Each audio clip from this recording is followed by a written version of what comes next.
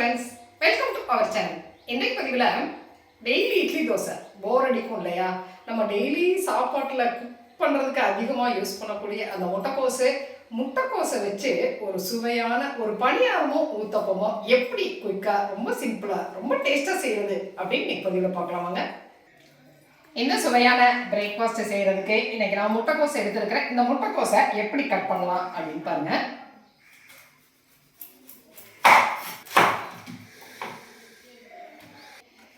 இந்த மாதிரி காய் துருவுறதுல வச்சுட்டு இந்த முட்டைக்கோஸை இப்படி துருவி எடுத்துக்கலாம்.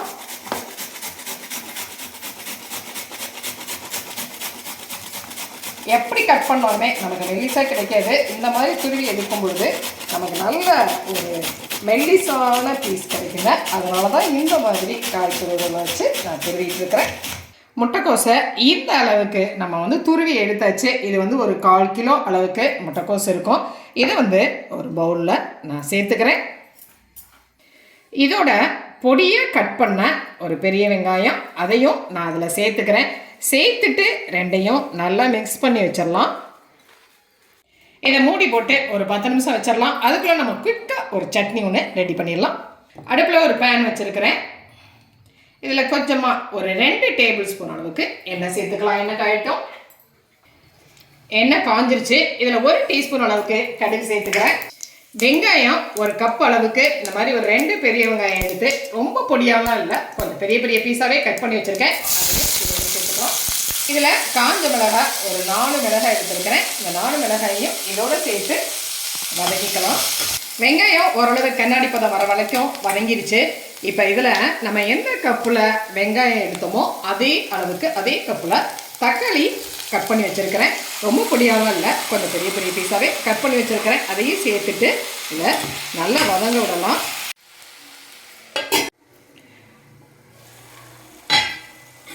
பாருங்கள், ஒரு 2-3 நிமிஷம் தக்காளி நல்லா வதங்கிருச்சு. வெங்காயம் தக்காளி வதங்கிருச்சு. இந்த ஸ்டேஜில் அடுப்பை ஆஃப் பண்ணிவிட்டு இதை நல்லா ஆற வச்சு ஒரு மிக்ஸி ஜாரில் ஃபைன் பேஸ்ட்டாக நம்ம அரைச்சி எடுத்துகிட்டு வந்துடலாம். நம்ம வதக்கி வச்சுருந்த வெங்காயம் தக்காளி மிளகாய் 1 டீஸ்பூன் அளவுக்கு உப்பு சேர்த்து நான் நைஸ் பேஸ்ட்டாக அரைச்சி எடுத்து வச்சுருக்கிறேன். இதில் 1 டீஸ்பூன் அளவுக்கு எண்ணெயில் கடுகு கருவேப்பிலை தாளிச்சிருக்கிறேன். அதோட நம்ம சேர்த்துக்கலாம். முட்டைக்கோஸை இப்போ ஒரு 10 நிமிஷம் நல்லா ஊறிடுச்சு. இதை நம்ம எடுத்துக்கலாம். இந்த முட்டைக்கோஸை இந்த மாதிரி நல்லா ஒரு அழுத்தி புழிஞ்சு தண்ணி இல்லாமல் நம்ம எடுத்துக்கலாம். பாருங்கள்,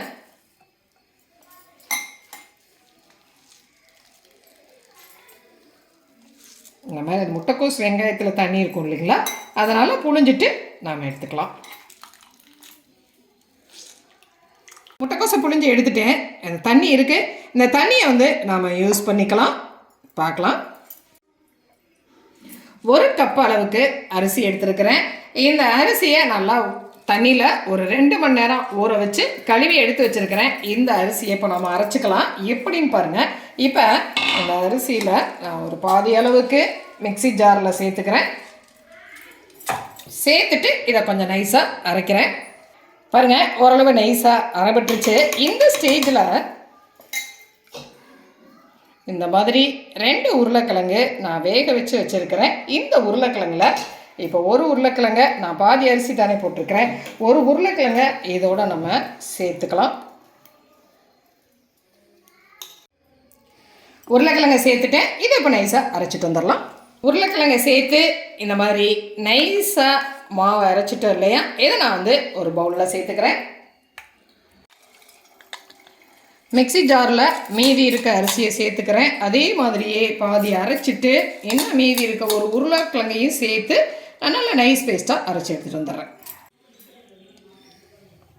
இன்னொரு ஜார்லேயும் அந்த மாதிரி அரிசி உருளைக்கிழங்கை நான் நல்லா நைஸாக அரைச்சிட்டேன். இதை நம்ம பவுலில் சேர்த்துக்கலாம். மாவு நல்லா நைஸாக அரைச்சி ரெடி ஆகிடுச்சு. இந்த மாவோட இப்போ நம்ம கட் பண்ணி வச்சுருக்கிற அந்த முட்டைக்கோஸை சேர்த்துக்கலாம். முட்டைக்கோஸ் வெங்காயத்தை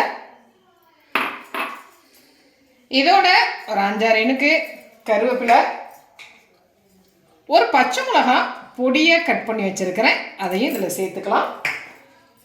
இஞ்சி ஒரு பீஸு துருவி வச்சுருக்கிறேன், அதையும் இதில் நம்ம சேர்த்துக்கலாம். உப்பு ஒரு 1.5 டீஸ்பூன் அளவுக்கு சேர்த்துக்கலாம். சேர்த்துட்டு நல்லா கலந்துக்கலாம். ஒரு 1/2 கப் அளவுக்கு மல்லி இலை கட் பண்ணி வச்சுருக்கேன், அதையும் சேர்த்துக்கிறேன். இதோட ஃபைனலாக தயிர் ஒரு 2 டேபிள் ஸ்பூன் அளவுக்கு நான் சேர்த்துக்கிறேன். சேர்த்துட்டு இதை நல்லா கலந்துக்கலாம். மாவு சூப்பராக கலந்து ரெடி ஆயிடுச்சு. அது இந்த மாதிரி ஒரு பதத்தில் இருந்தால் கரெக்டாக இருக்கும் பாருங்கள். மாவை கலந்து ரெடி பண்ணி வச்சுட்டோம். நான் அடுப்பில் பணியாரங்கள் வச்சுருக்கிறேன்.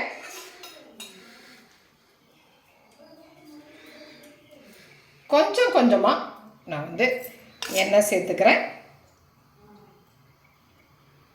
கொஞ்சமாக மாவு எடுத்து இந்த கல்லில் நம்ம ஒவ்வொரு குழியிலையும் இந்த மாதிரி ஊற்றிக்கலாம்.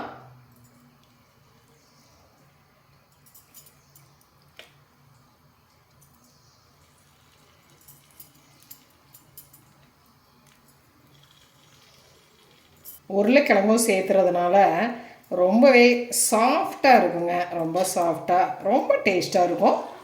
குயிக்காக வெந்துடும். ஒன் சைடு வெந்ததுக்கு பிறகு இதை நாம் அப்படியே திருப்பி விட்டுக்கலாம் பாருங்கள்.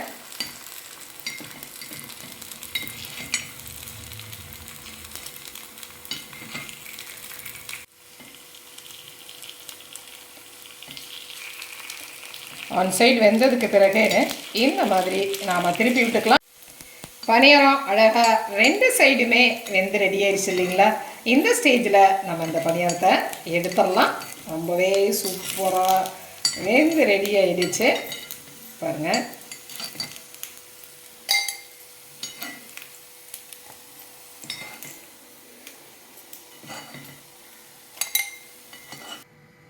இதே மாவை இந்த மாதிரி கடாயிலையும் நம்ம ஒரு ஊத்தப்பமாக ஊற்றி எடுக்கலாம். அது எப்படின்னு பார்க்கலாம் பாருங்கள். பேன் காஞ்சிருச்சு. இதில் அந்த மாவை நம்ம சேர்த்துக்கலாம்.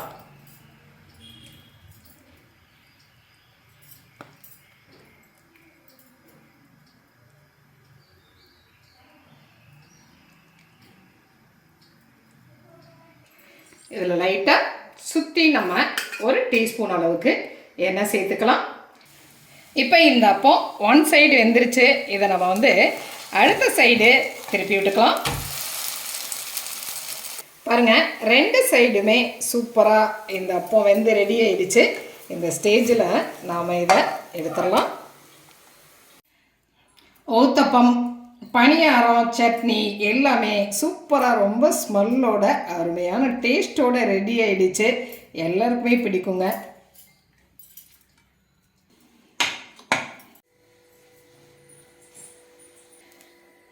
இந்த பணியாரம் சுவையான பணியாரம் எவ்வளோ சாஃப்டாக எவ்வளோ சூப்பராக வெந்து ரெடியாக இருக்குது பாருங்க.